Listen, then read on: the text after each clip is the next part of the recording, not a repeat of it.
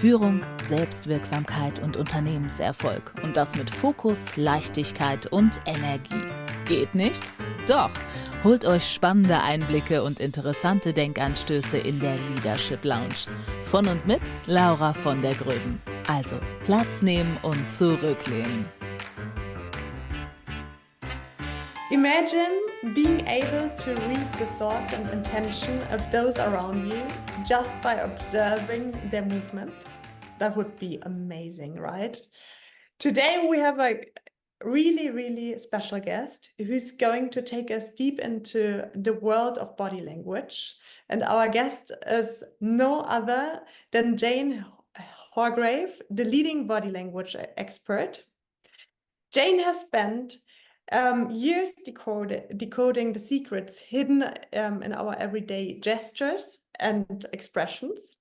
And she's the author of several must-read books. I have this one with me, and it's a really, you have to read it. I love it. And yes, she has been featured in the NBC News and the ABC News and the CBS News, in the New York Times and the Cosmopolitan magazine, and 1,000 of other magazines and TV shows. Yes, I'm so glad to have you here, Jane. And yeah, get this, dear audience. She's even analyzed the body language of several US presidents. And I personally met Jane at a Tony Robbins event where she spoke in front of 2,000 persons. And I was really, just hooked by her speech because she is doing it so perfectly to pair really interesting facts and to pair it with a really good storytelling. So I couldn't hesitate to ask you to come to my podcast. And yeah, I'm more than happy that you said yes. So dear audience, grab your notepads and let's dive into the fascinating world of body language with Jane Hargrave. Thank you, Laura. That is a great, sweet introduction. You know, when you said that my audience was 2,000 people, sometimes I forget how big an audience is. But the great thing is when you have an audience of that size and you can reach people, whether it's virtually or you can reach them whether they're in the back of the room or not. I mean, that's a blessing to me as a teacher, to try to teach you a skill that you can use immediately the next day. And you are correct. My field is body language. So I usually study how a person will move his hands or his arms or his eyes or his shoulders. And then I interpret that and I tell you what's going on inside of his mind. And I do work in the courtroom, so I do pick juries. So there's a very serious side to what I do. And I specialize in how to tell when someone's telling the truth versus how to tell when someone's telling a lie. So maybe for our listeners today, I can teach them how to spot when someone's not being honest with them. Or better yet, I can teach them how to lie to someone and they won't even know that they're being lied to. So it's really a fun science. I've had a great time studying it and using it on other people too. Absolutely. I'm so happy that you're here with us. I start the podcast always with a random question, and I have like a little app on my mobile phone, which is giving me the question, the random one. Okay. So wait for the first question. Oh, that's good. That's a good one. What's so interesting or soothing or sexy about the things you gravitate towards? Repeat that one more time. What's so interesting or soothing or sexy about the things you gravitate towards? For example, the body language. Right. I think for the basis of really living this life is something to do with psychology and understanding ourselves and understanding other people who come in contact with us. So if you understand, I think that's what's so attractive about body language is that if you really are into it, you're consciously aware of what kind of message you're sending out. Whether I'm walking into a restaurant, where I'm walking into a meeting, I'm thinking, well, are my shoulders the right way? My hands the right way? So I'm always aware of it, Laura. And people will say to me, Jan, do you ever let it go? I probably never let it go. Although when I'm in conversation with someone, I say, oh, don't worry, I'm probably not reading your body language, but I always am reading their body language. So the thing that's most attractive is that I can think about how I'm projecting myself when people see me. But then, two, what's attractive to me is when I'm watching someone speaking with me, I'm looking at how they move their hands. I'm looking to see how they use their eyes, what do they do with their shoulders, because I want to know if I'm being lied to. I want to know if that person is confident. So I guess that's what it is. It's the attractiveness of being able to read someone, and then also for me having to be able to read myself. And Laura, I do laugh about it because people say to me, they say, Jan, I would not want to be married to you. And I tell them, I would not want to be married to me either, because I read my husband every day. Poor thing. Sometimes, if he just raises a finger, I'm thinking, oh, I know what he's going to tell me next. So it's such a good science to know. I've had a good time learning it, Laura. Amazing. I can totally relate to it as a psychologist, how interesting it is to just to move or to know more about the psyche of people and about their body language. So yes, I can relate to that. But Jane, take us with you. How did it all start? How did you came on this topic? How did you Okay. want to become an expert Yeah, of? never thinking when I first started that I was going to be a body language expert. I was in a graduate psychology class at the university that I went to. I live in Houston, Texas, but I was born in Lafayette, Louisiana. So I was sitting in a college class, and I had a really great psychology professor. And every day he would walk in and he would look at one of us and point, and he would say, I know what you are thinking. The next day he would come in and look at someone else and say, I know what you are thinking. And then one day he looked at me and he said, Jan, I know what you are thinking. And I thought, well, that is silly. How can he figure out what I'm thinking? So he started telling us about body language, how you move your hands or your arms or your eyes or cross your arms. He started to explain that to me, and I became fascinated with the subject. And I had a boyfriend at the time, Laura. So I said to my college professor, I said, so when this boyfriend of mine tells me that he loves me, I can figure out if he's telling the truth. And I said, oh, yeah, you would be able to. So I thought, what a fascinating thing. I could tell if my boyfriend was being truthful or not. So I started studying the subject, and I my first term paper that I ever did or research was for this professor, and he gave me a good grade. And look, don't give Jan Hargrave a good grade without me thinking I want to study.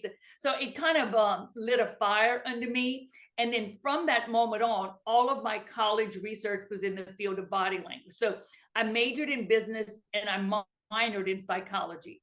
So what would happen is that I was doing these reports on body language between teacher and student, body language between teacher and parent, body language between principal and teacher. So it was all involved in a school setting, as I was in a school setting when I first graduated with my bachelor's degree.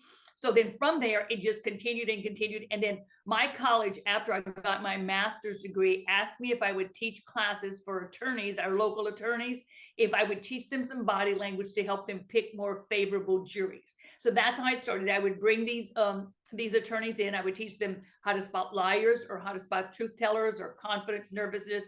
And I would teach them all that during the semester. And then from there, I started speaking, maybe a Rotary Club, or I don't know if you have them in your part of the world, but a Kiwanis Club, a Chamber of Commerce would say, oh, Jan, come do this speech. And I could not believe that people were paying me to do a speech on body language because I just loved it so much. So for many years, Laura, I would teach in the day and speak at night, teach in the day, speak on the weekends, teach in the day, speak on the weekends. And then after a few years of doing that, businesses realized that we need to bring body language into the business world, because all the communication that we do in business world is the same thing of all the communication we do in the courtroom. So honesty in the courtroom is still honesty in a negotiation. Dishonesty in the courtroom is still dishonesty in a business setting. So then after a few years of working in the courtroom, but I still do my work in the courtroom, I mainly started training executives, people who had to interview others. No matter what someone does for a living, everyone needs to be concerned in understanding something about body language, because even in the percentages, and these are what the exact percentages are, 55% of a person's communication is nonverbal, 55%. So that's why when you first see someone, you say, do I trust them or do I like them? 38% of a person's communication is simply voice inflection. Like when you and I are talking, when our voices go up or down, you know, it gets people more interested than someone who just has a monotone voice the whole time they're speaking. And then the research says that only 7% of a person's actual face-to-face communication does come from the words that they say. So that's where you get the old saying, actions speak louder than words. We say many things with our bodies that we don't want other people to know we're thinking inside. So that's kind of how I got started, Laura. I was in that psychology class, but thank goodness that it did, because after, you know, I enjoy it. I love teaching people to help them exist better in life. I love teaching them this in case they have to do job interviews, they have to do interrogations. And I think, and what happened is that body language was not really big, you know, until we had here in the United States, we had the O.J. Simpson case. And when we had the O.J. Simpson case, they had used a body language expert to help pick that jury. So that's when we first started hearing the word, you know, jury consultant. And then after that, it became really popular to be, you know, someone who understood body language. But I had studied it even before the O.J. case. And now I even watch football players and they'll say, oh, look at their body language going back into the huddle. So I'm so excited when everybody's interested in body language. Absolutely.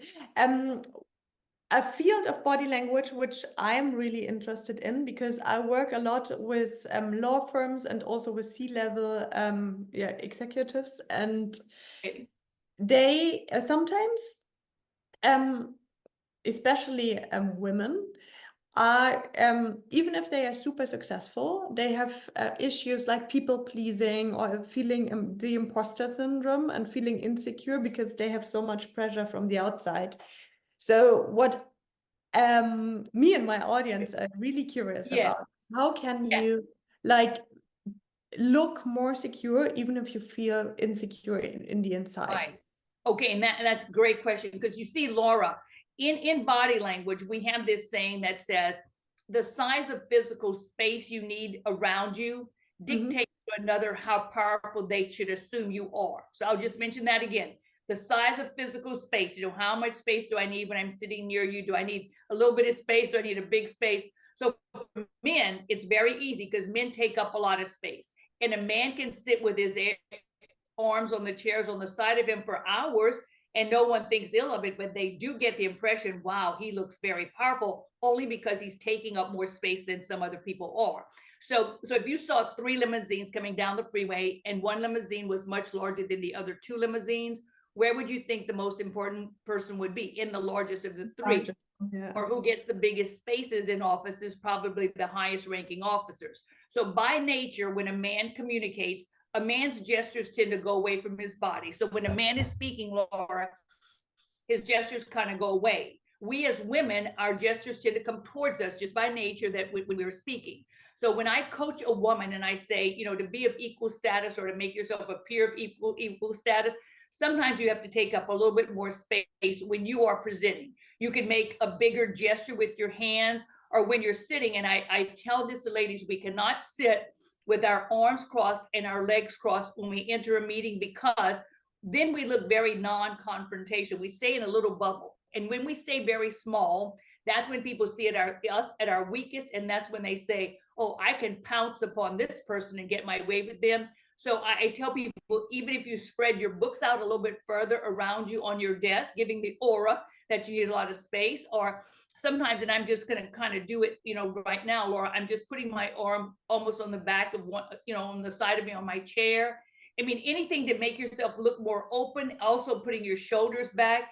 And I tell women, if you're going to have to lead a meeting, you cannot lead a meeting with and expect, you know, really to assume that you look powerful with slumped shoulders. You're going to have your shoulders back. You can even add extra padding in your jackets. It's one of my secrets that I do to make sure that they know, because men pad their jackets because they know it gives them that authority look. You know, military has padded jackets too at the shoulders. So we as women can, you know, have that little secret too, go into the room and, you know, we are very, very smart. Women are really as smart as anybody else. So sometimes we just don't show that because we feel that we're not looking strong enough, but you can look strong enough, and you can do it with your body language. I mean, sitting up straight, putting your shoulders back, making sure that your shoulders are even, because especially in a virtual call, your shoulders are so visible to others.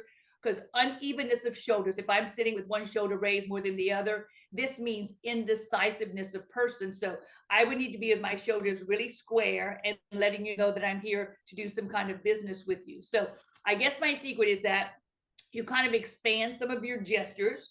You make sure that your shoulders are back. And a way to make sure that your shoulders are back is just kind of picture your two shoulder blades trying to touch it. They'll never touch each other, but just kind of picture, oh, they're trying to meet each other, just like that for a few minutes. And then you can put your shoulders down, but every now and then maybe do that same motion, not really quickly do it softly so that they don't notice that you're doing it. And then, because women are soft by nature, a tilt in your head shows that you're interested. A nod in your head is also a good gesture to do because it's a gesture that means acknowledgement or encouragement to someone else who is speaking. So for years, Laura, it was thought that women were better listeners than men, but women are not better listeners than men. It's simply that women give more nonverbals when they are speaking and listening. When a woman's listening, a woman normally nods her head.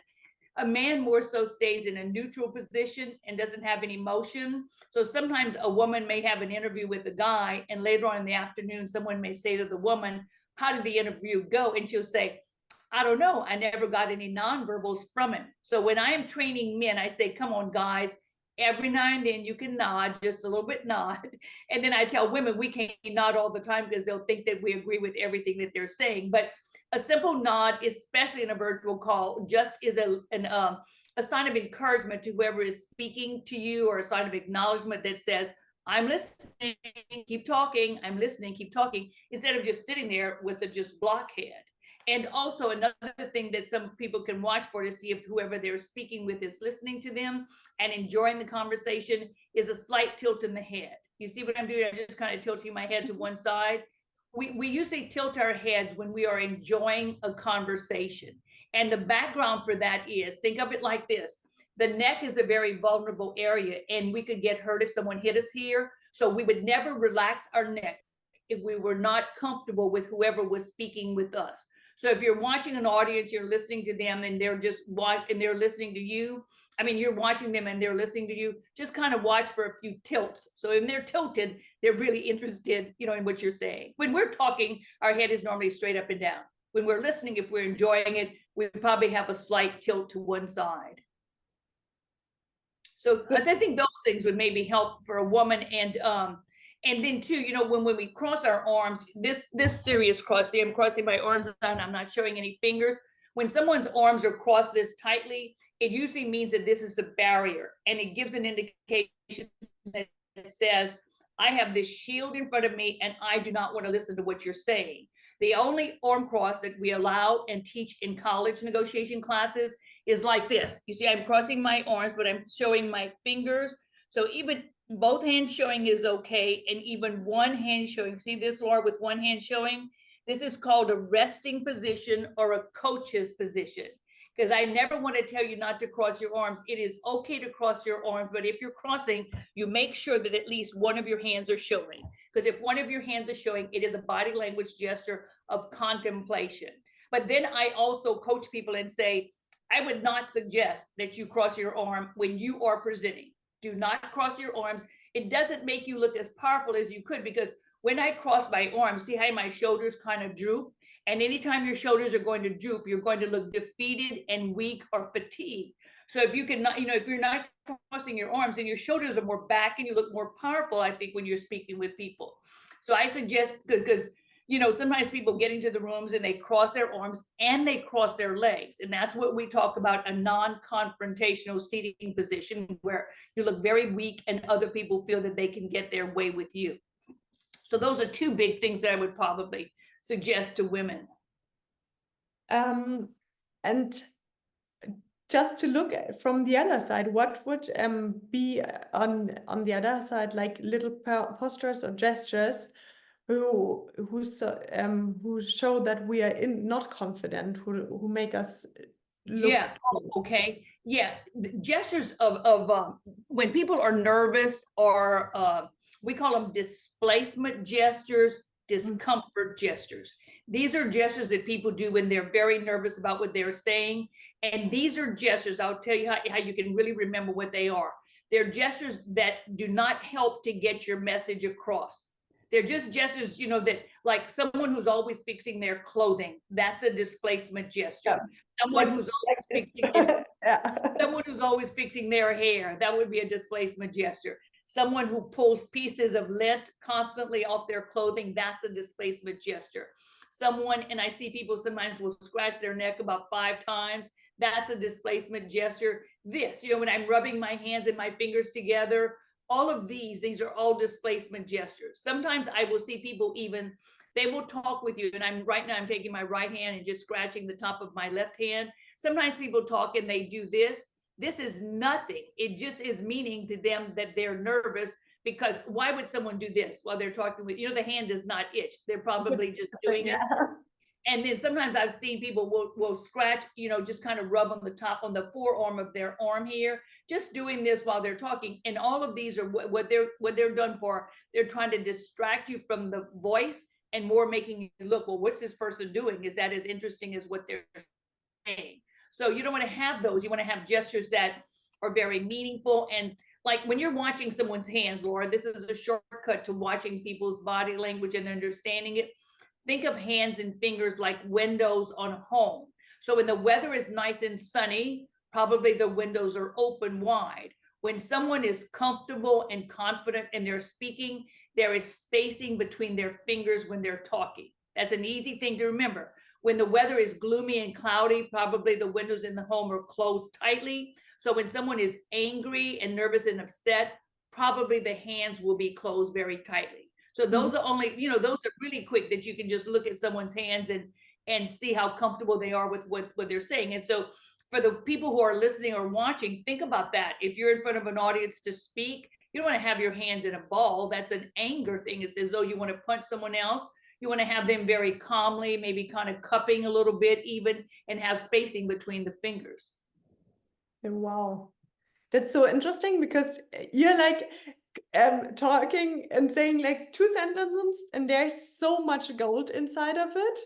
I find it so That's good.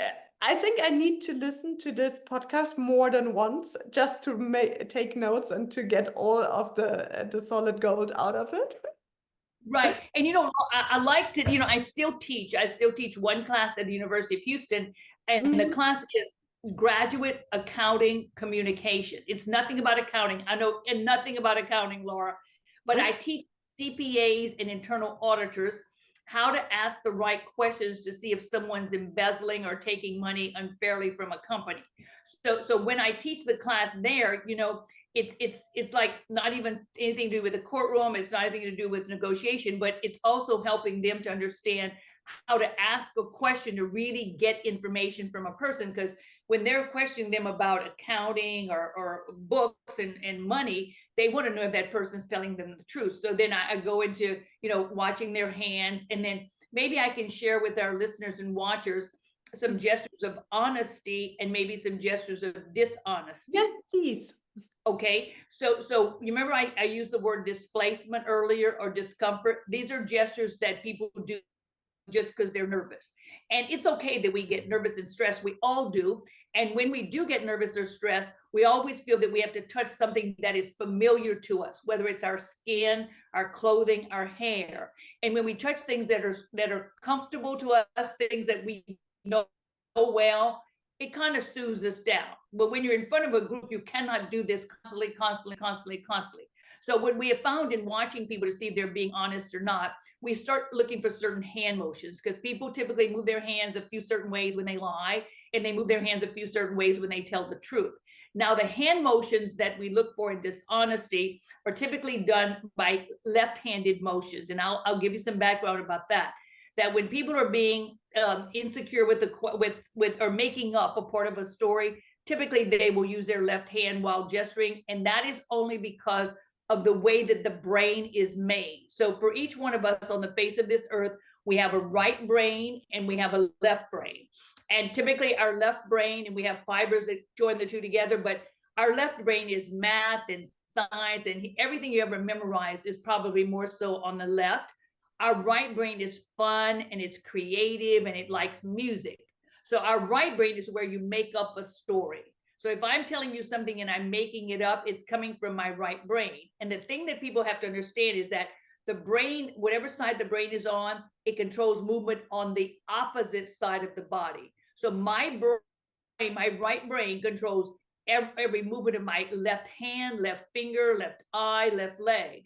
My right brain, the math, the science, the history, controls every movement on the right side of my brain. So for example, on my body, if I'm trying to multiply something in my head and I have trouble getting the numbers multiplied, I would probably start moving my right hand a little bit, because my right hand, my left brain controls my right hand, to get those numbers multiplied and then finally come up with the right answer. So the great thing about using your hands when you're speaking, your hands kind of massage your brain to get words out. Because if I'm talking with you and I'm not using my hands at all and I'm really very stiff, it almost blocks your brain into finding words. So when I move my right hand, I'm getting brain things or words that are coming from my left side of my head. When I move my left hand, I'm getting word that comes from the right side of my head. Now that's complicated enough. I hope our listeners are not too complicated then, but just the only thing you have to remember about everything I just said, the right brain controls the left side movement, the left brain controls the right side movement. So if I'm telling you a lie, more so it's coming from the right side of my brain. So because of that, I'm going to gesture with my left hand. Never that left-handed people lie more than right-handed people. It is just that when someone's making up a story, it's coming from this side of my brain, this right side, and the movement's going to be with my left hand. So sometimes when people are lying, I've noticed that they do this. They'll take their left index finger, and while they make up their story and tell you their story, they begin to rub up and down the left side of their nose. So it's the left hand, the left side of the nose. And normally what they will do, they'll go up twice. They'll kind of rub the nose on the side this way, and then they'll go underneath the nose and again rub twice. So let me show you in slow motion. I'll get close. They go up twice, and then they go underneath the nose twice. Because I'm sure that some people who are listening and watching have seen someone say to them, hey, you look really good in that dress. And they've been just lying to you each time. But the background behind that, like, why would someone think to do this? This comes back from everything that we do as an adult is a motion we used to do as a child. If you said something you should not have said when you were a kid, you would take both your hands and you tried to stuff it back in. Now we're adults, we don't do that in front of people, so we want to do it in a more sophisticated way. We take a hand and we kind of bring it to the mouth, hoping to stuff what we just said back in, because we know that it's not a true story. And the reason also that someone feels the need to touch the nose with the left hand when they're lying is that when you tell something that makes you nervous or that's a fib, you get your blood kind of rushes to your nose tips. And because of that, you get a tingling sensation in your nose. I know that our listeners and watchers will never touch their nose with their left hand. It's kind of a fun little gesture. And also where this comes from is the Pinocchio effect. And I know you've seen people with, or you've seen a magazine when someone's caught lying and they'll have an extended nose on them. So that's where the motion of rubbing of the nose and bringing the hand out comes from. It's kind of funny, but at least people, when I explain the background of it, they understand what I'm talking about when I say the extended nosing. So nose rubbing. So that's why they rub the nose this way. Another gesture, there's three predominant ones. One's touching the nose with the left hand. The second one is touching the left eye corner with the left hand. And the third one is rubbing on the left ear with the left hand. And when someone touches the left, is it always what hand? Is it always what? Say it again. The left hand, if it's like the because the left hand is controlled by the right creative brain. Okay. So I'm just asking because my nose now starts itching. I know that's what people say. But the key thing is this: try never to touch your face when you're in a conversation with someone. Because the more you touch the face, the more nervous you would look, whether it's right hand or left hand. But predominantly try not to use the left hand. So when someone is touching the eye with their, let's say they've taken their left index finger, they're rubbing the corner of the eye. This is a message: I am not being very truthful with you. When they rub the ear with the left hand and they're telling you their story, this says, do not hear very clearly what I'm saying because I'm not being fully truthful with you. And the key thing with this that our listeners must get into their head is that, let's say you're not talking and you're listening to someone else speak. And while the other person is speaking, you start rubbing the left side of your nose, or you start rubbing your left eye with your left hand, or you start rubbing your left ear. if you are doing this while you're not talking and someone else is talking, it means that you feel you are being lied to. So let's say you would be talking and I'm rubbing the left side of my nose. It's as though I'm thinking, wow, this stuff stinks. I don't believe a word of it. So that's why it's good that our people learning this today understand they need to keep track of their body language while they are listening and watching someone else speak. Because if I'm watching someone interview me and I see them rub their ear, I'm thinking, well, they probably did not believe what I just told them.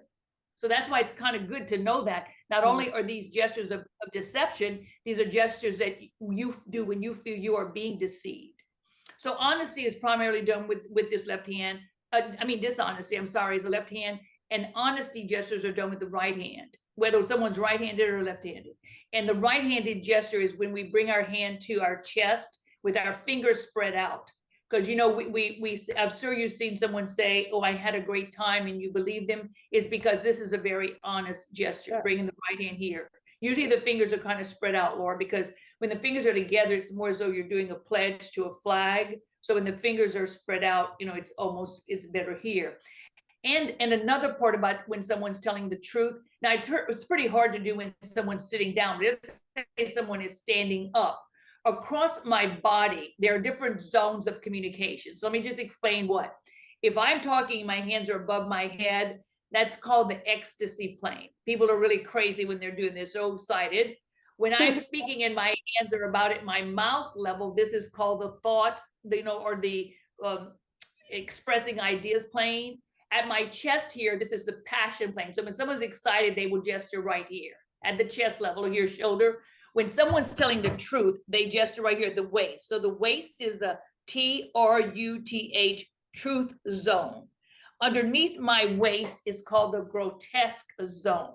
So you probably don't want to gesture too much below the waist. So if I'm telling you something that's true, or I think of you're watching your newscast in the afternoon, your local news station. So someone's giving you a very serious story. They will probably gesture at their waist when they're telling the serious story. The weatherman will gesture right here in the passion zone because he's telling you the very same thing he told you yesterday. We have no rain coming, no rain coming. So he's trying to keep you excited. And the interesting thing about knowing these zones of communication, let's say that you are speaking to a group and you are nervous when you first start talking, put your hands in your truth plane. It's going to comfort you. If your hands are here, you're getting excited, the audience is getting excited, and you can't catch your breath. So put them in the truth plane, and you can use this in a variety of ways. Let's say I'm giving you a product or talking about a product. I'd probably put it in the passion plane because I want you to get excited about it because I'm excited about it.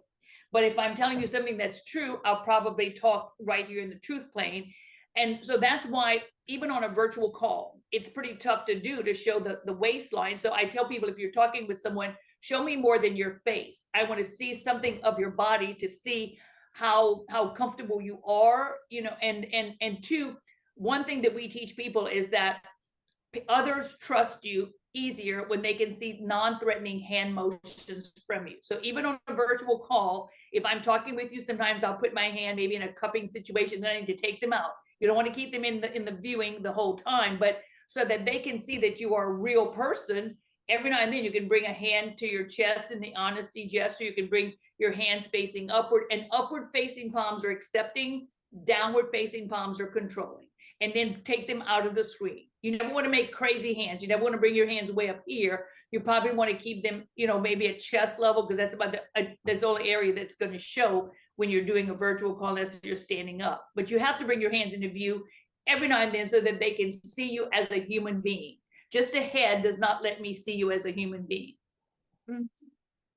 That's interesting. So to sum it up, how can, for example, leaders or a CEO use their body language to foster more inclusive and a more engaged culture, more psychology environment? Yeah.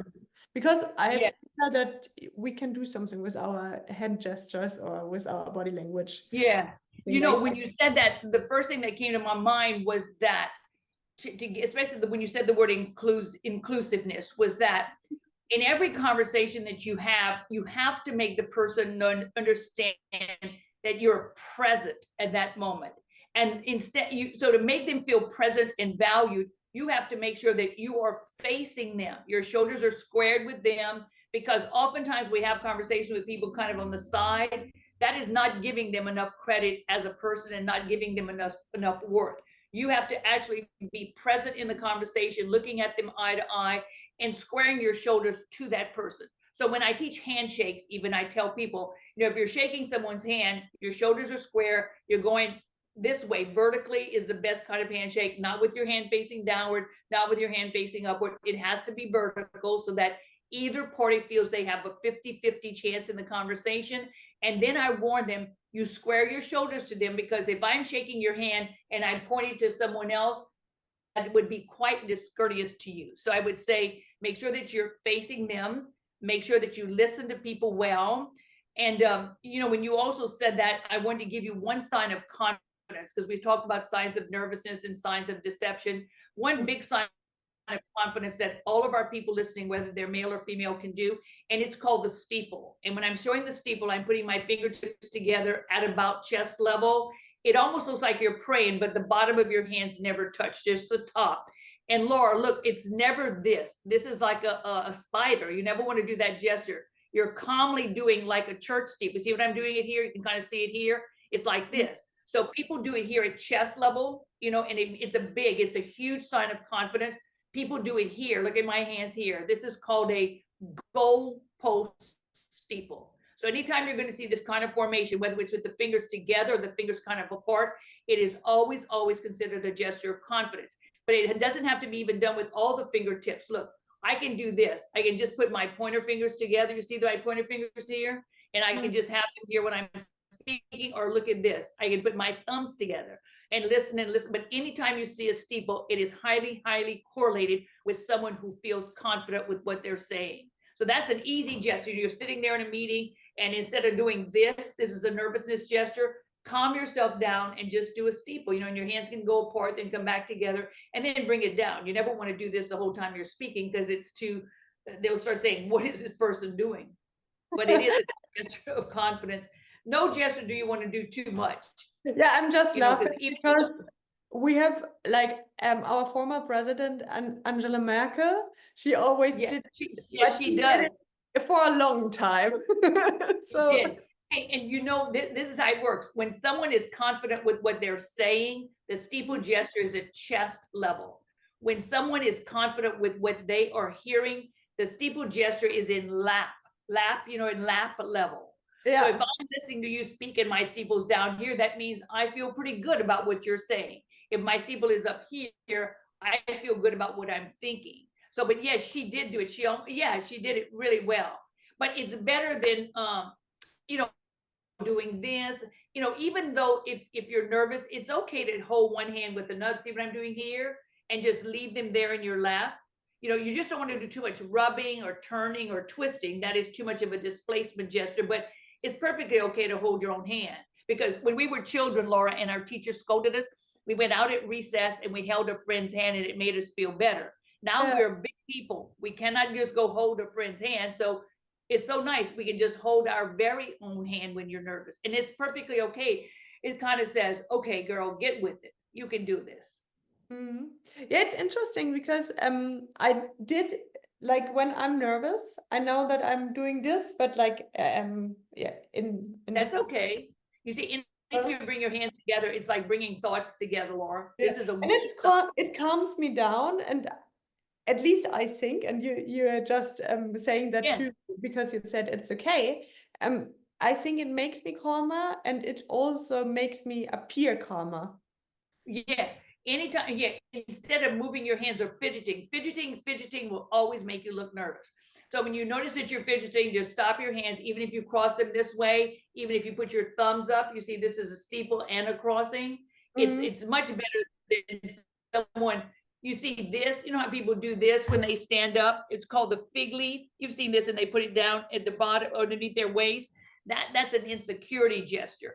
But if you're sitting down and you're doing this is perfectly, perfectly okay, especially if they're loose. If they're tight, you're nervous. If they're loose, you're just comfortable, and you're comforting your own self. Mm. And are there other gestures we can use to make us calmer and to look more secure in if we are realizing for ourselves, oh, I'm super nervous at the moment. What Yeah. are some gestures we can just do to I work? would say you go behind the curtains and put your hands in a steeple gesture. And you Mhm. know what? It will calm you down. And if other people see you, you will look very confident to them. And sometimes when I'm on stage and I'm nervous, Laura, one secret that I do, I just take two fingers, see these two fingers, and I lay them on the side of me and I touch them together, whatever fingers you want to touch, you know, one or two, but just one finger touching another is as though you're holding someone else's hand for support. I mean, it's kind of crazy, but it just calms you down. But still, or put your own hand together. And it's better to have your hands in front of you than behind you, because behind you, they can't see, even though it is a military stance. If your Mhm. hands stay behind you too long, they won't trust you. But I mean, you can stand that way for a minute, but then bring your hands in the front and let them see your hands, because people trust you faster when they start seeing some kind of non-threatening hand motions from you. And non-threatening are usually soft, and the smoother someone's hands are, the more they appear confident than someone who's choppy with their, you know, some people would chop their motions down. This is usually meaning that they want to divide thoughts. When the hands are in a chopping motion like this, going straight up and down. Mhm.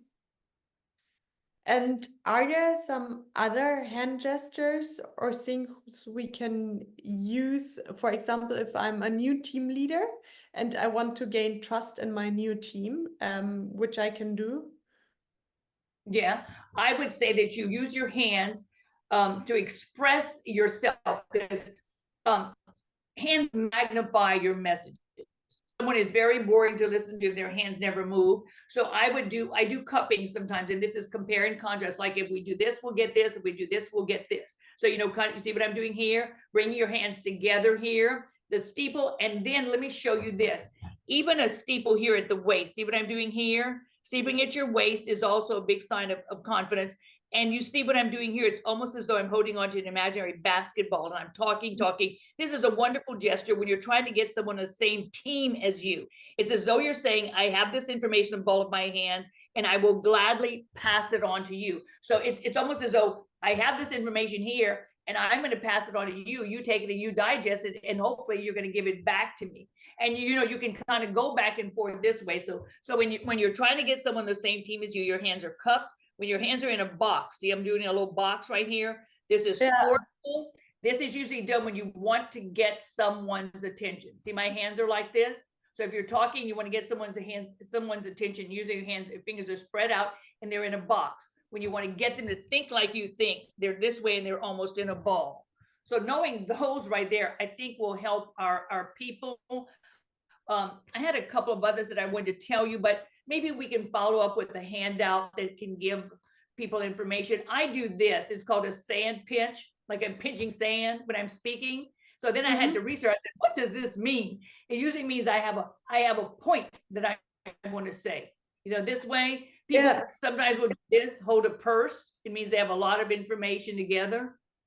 You see, and what you're doing right now, that's a good gesture. You see your fingers up and you're doing this. This is called critically evaluating. This is a good gesture, Laura. It's called critically evaluating. Okay. Women evaluate like this. You know, they put a finger up and slightly, you know, tilt the head. Men evaluate by doing this. They usually rub the chin, which is a great, great gesture.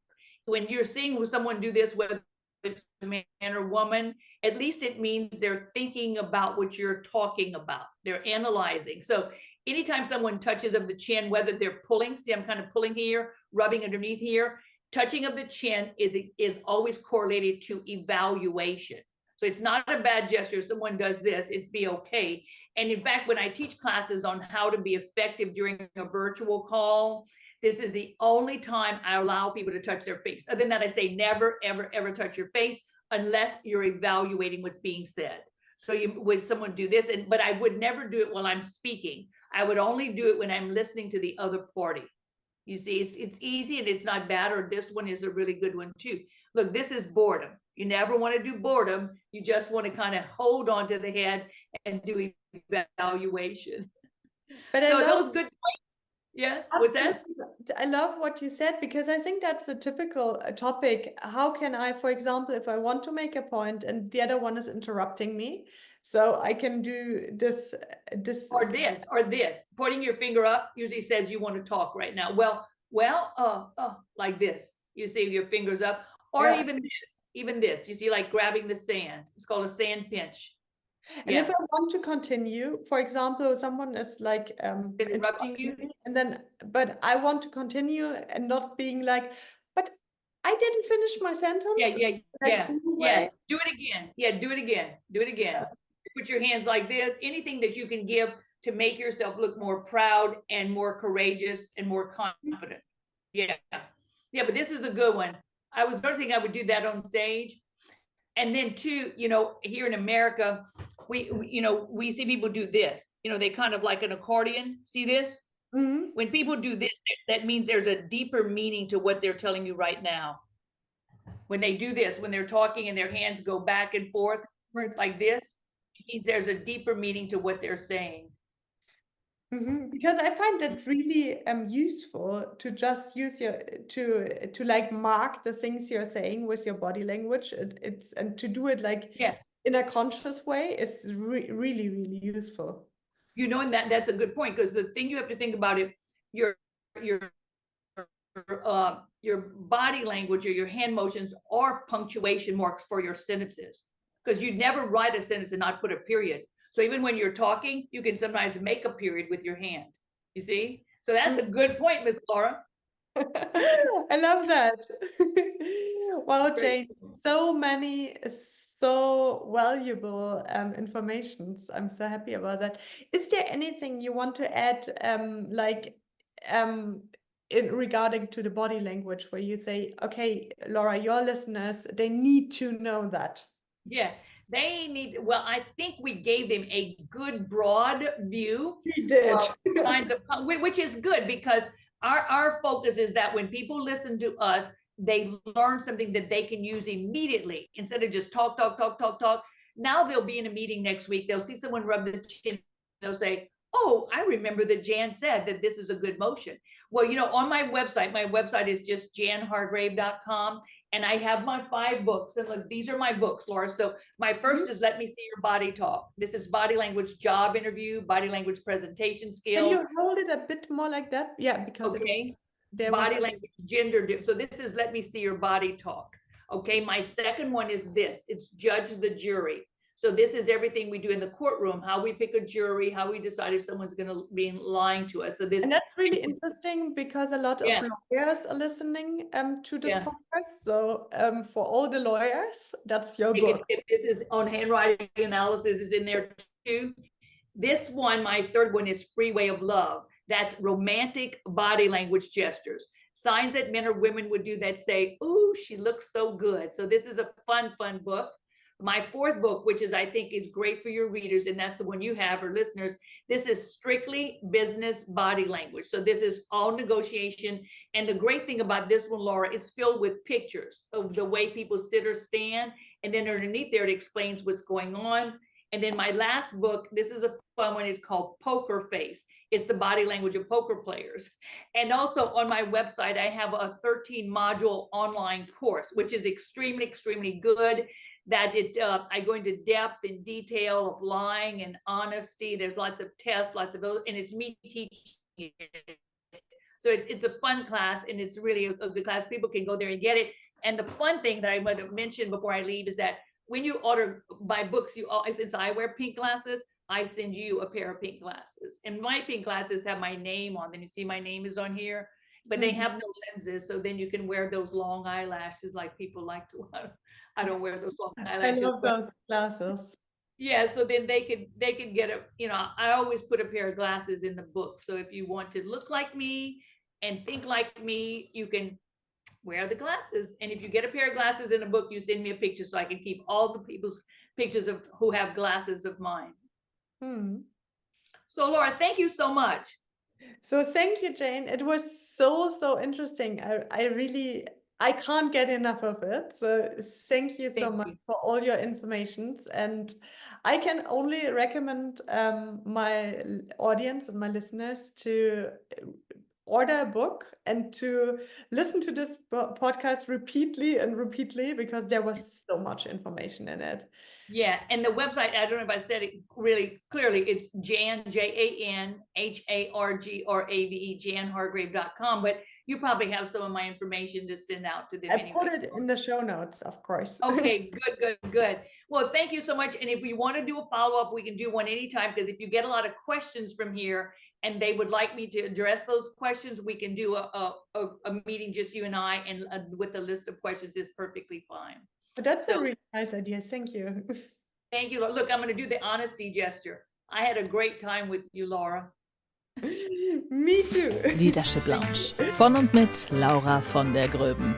Führung, Selbstwirksamkeit und Unternehmenserfolg. Und das mit Fokus, Leichtigkeit und Energie.